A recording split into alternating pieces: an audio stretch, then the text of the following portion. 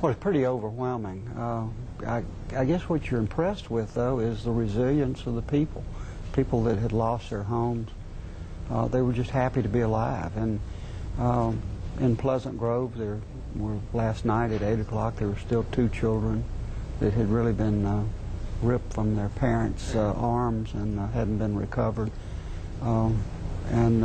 Total devastation in Pleasant Grove. Concord, Holt is really one of the worst areas, Pleasant Grove, Holt.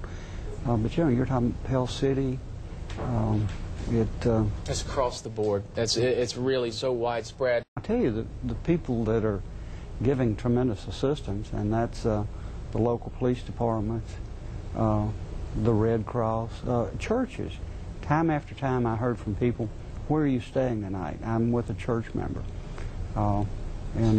Is it fair to say also that when you mentioned those police officers in particular, fire departments, cities, we were talking about this a little bit earlier, that federal disaster declaration also is a major impact because it helps cover the expenses. That's right.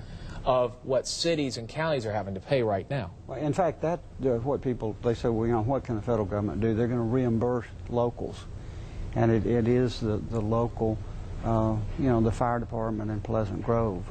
And let me tell you, those guys have been up, a mayor, I know Mayor Hereford, you know, in Pell City, a lot of them have been up basically 24 hours. We would have lost probably 4 times as many lives in Concord or Pleasant Grove if we had had the warning. Now, Pell City was early in the morning, and people, you know, they were 5:30, 6 o'clock. They didn't get up and have a 30-minute warning like they did in Tuscaloosa.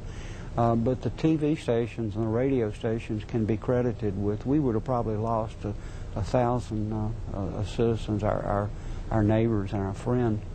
But there was a tremendous amount of warning, and it was very accurate. And you know, this storm was really more powerful than the one that hit Oak Grove. It was a 4 or 5, but it stayed on the ground longer.